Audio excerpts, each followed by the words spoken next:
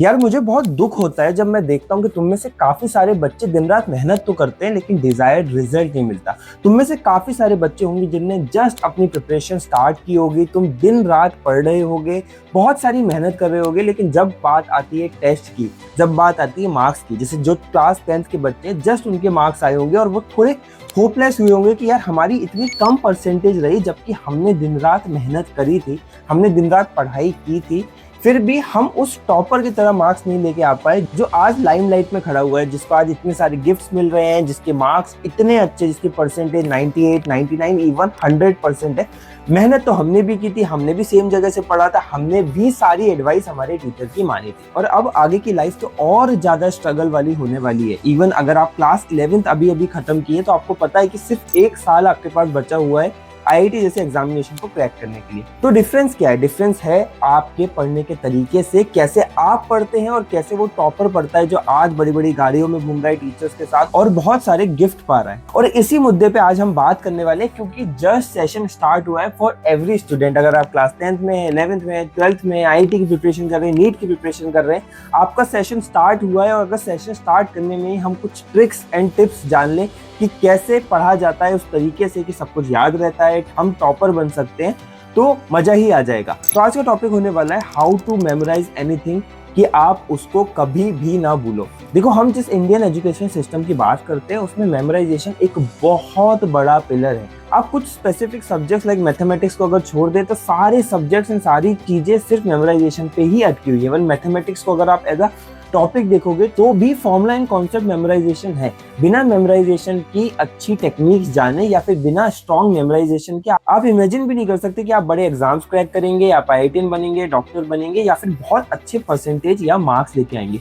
वहीं मैं आपको ये भी दावे से बताता हूँ कि अगर आपका मेमोराइजेशन अच्छा हुआ, जो कि मेरे केस में बहुत अच्छा था, आपको बहुत अल्टीमेट एज मिलता है आपके कॉम्पिटिटर्स के अगेंस्ट, बिकॉज आप सब चीजें याद रख सकते हो। लेकिन इस पे आपका पॉइंट आएगा कि भैया जो मेमोराइजेशन होता है ना, ये गॉड गिफ्टेड होता है, ये किसी और तरीके से हमें नहीं मिल सकता। ये सरासर एक मिथ है। मेरा भी बचपन से मेमोराइजेशन अच्छा नहीं था। इट वाज ऑल अबाउट कि मेरे टीचर्स ने कुछ टेक्निक्स बताई, मैंने कुछ प्रैक्टिसेस की बार बार और मेरा मेमोराइजेशन बहुत अच्छा हो गया। वही ट्रिक्स तुम्हें बताने वाला हूँ। 5 ट्रिक्स की हम मेजर बात करेंगे जिससे आप अपने मेमोराइजेशन को सीधे गॉड लेवल तक लेके जा सकते हैं।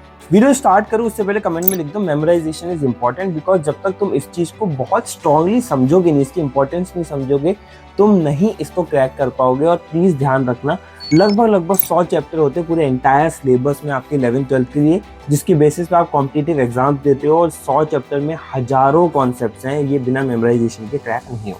अब मेमोराइजेशन की ट्रिक्स तुम्हें बताऊं उससे पहले तुम्हें ये तो समझना पड़ेगा ना कि मेमोराइजेशन होता क्या है, किस तरीके की मेमोरी होती है, क्यों हमारी मेमोरी अच्छी नहीं, क्यों किसी और की मेमोरी अच्छी है।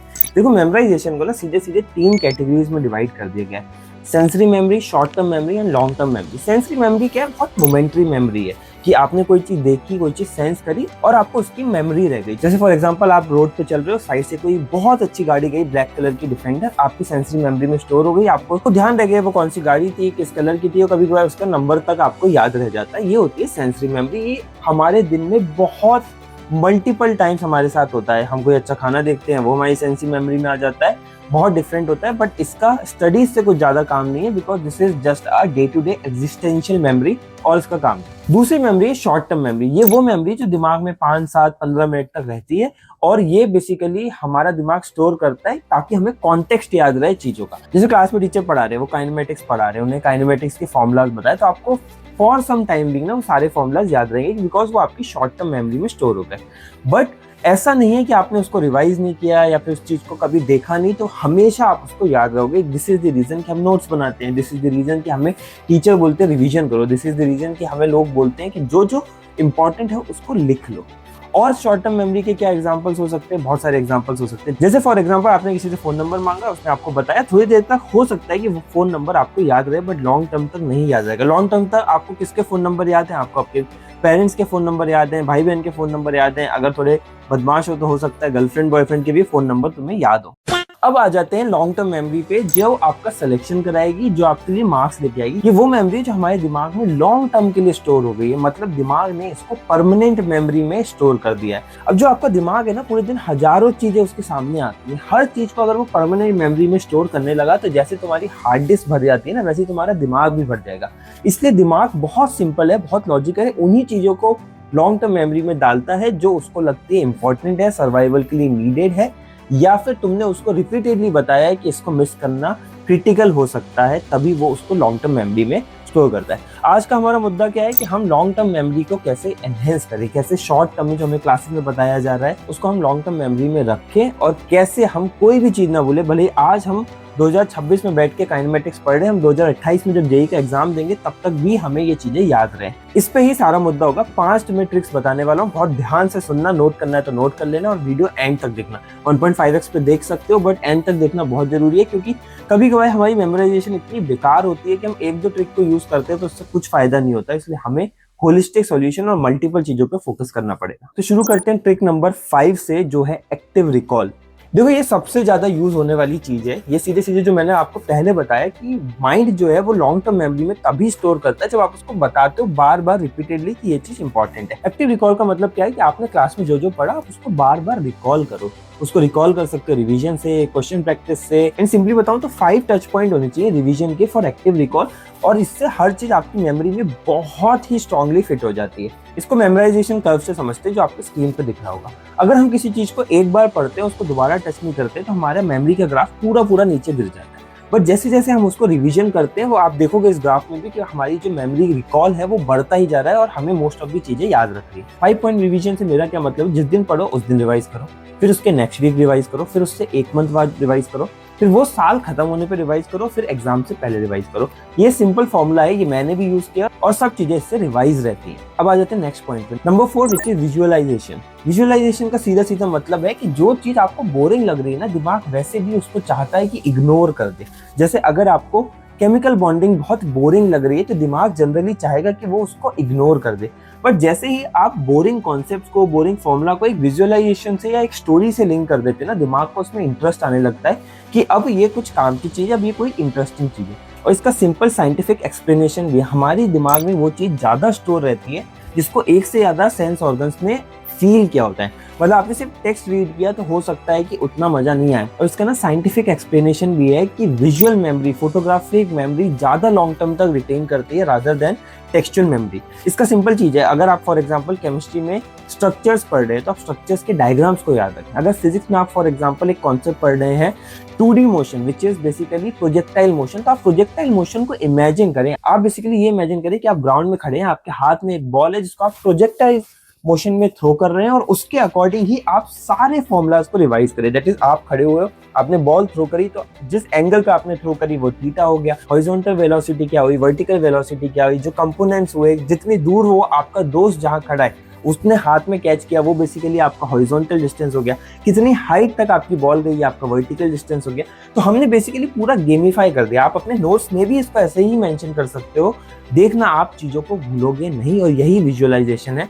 आज के टाइम पे ना ये चैट जीपीटी से बहुत आसान भी हो गया है, एआई से बहुत आसान हो गया। आप कोई भी बोरिंग कॉन्सेप्ट को ना विजुअलाइजेशन में कन्वर्ट करके नोट्स भी बना सकते हो। हम एक काम करेंगे, हम पिंड कमेंट में एक विजुअलाइजेशन का प्रॉम्प्ट भी डाल देंगे ताकि ये आपके लिए बहुत ज्यादा मदद हो जाए।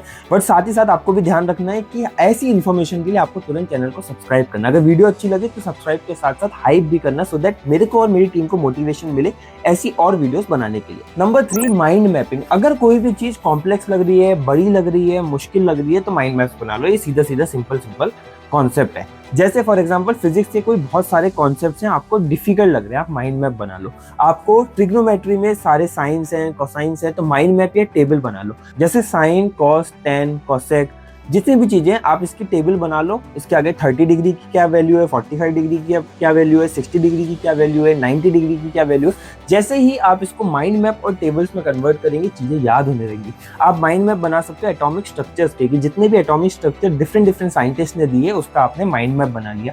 और ये फिजिक्स, केमिस्ट्री में, ऑर्गेनिक एंड इनऑर्गेनिक केमिस्ट्री में बहुत अच्छे से यूज हो सकता है। इसके लिए भी सिंपल है, आपको जो चीज लग रही है कि डिफिकल्ट हो रही है आप उसका माइंड मैप बनाएं। ये one of the best scientific technique है memorisation. Now number 2 is colour coding. ये मैं बहुत ज्यादा रेकमेंड नहीं करता हूँ, बट इसमें हम 2 कलर का ही यूज करेंगे जनरली, क्योंकि हम जब कॉम्पिटिटिव एग्जाम की तैयारी करते हैं हम 3-4 कलर के पेन यूज करते हैं, तो बहुत ज्यादा मुश्किल होती है चीजों को याद करने के लिए, और बहुत ज्यादा मुश्किल होती है बेसिकली नोट्स बनाने के लिए while being attentive in the class. इसलिए मेरा सिंपल फॉर्मूला है कि आप 2 कलर के पेन यूज करो। मेरा पर्सनल सजेशन रहता है आप ब्लू और रेड कलर के पेन यूज करो।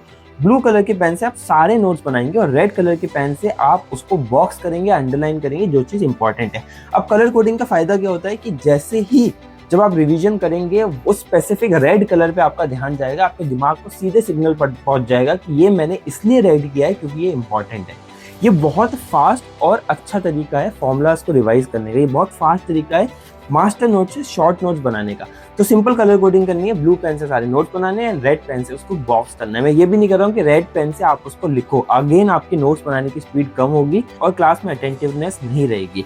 आपको सिर्फ बॉक्स करना है। अब लास्ट स्ट्रेटेजी पे आते हैं जो सबसे ज्यादा इंपॉर्टेंट है और उसको मैंने नंबर 1 पे रखा है, दैट इज चंकिंग। कि आपने बड़ी इंफॉर्मेशन को बहुत छोटे छोटे पार्ट्स में चंक कर दिया ताकि आपका ब्रेन उसको डाइजेस्ट कर सके और अच्छे से रिवाइज कर सके। अब आप देखोगे जैसे जैसे आपके क्लासेस आगे बढ़ रहे हैं ना, आप बहुत बड़ी बड़ी इंफॉर्मेशन से एक साथ डील करने लगे हो। जो आपने क्लास 9-10 में छोटा सा वेलोसिटी और स्पीड समझा था, वो आज के टाइम पे बहुत बड़ा चैप्टर बन गया। उसमें स्पीड, वेलोसिटी, डिस्प्लेसमेंट, एक्सेलरेशन, 50 चीजें आ गई हैं। इसलिए इंफॉर्मेशन को चंक करना बहुत ज्यादा इंपॉर्टेंट होता है। जैसे फॉर एग्जांपल आपने केमिस्ट्री में पढ़ा है एटॉमिक स्ट्रक्चर चैप्टर, तो आप उसकी चंकिंग कर दीजिए। आप एटॉमिक मॉडल्स को अलग अलग चंक बना के पढ़िए, आप अनसर्टेनिटी प्रिंसिपल को अलग से पढ़िए, आप एंगुलर मोमेंटम को अलग से पढ़िए, आप सीरीज जो बेसिकली लाइमन बाल्मर सीरीज होती है इनको अलग से पढ़िए।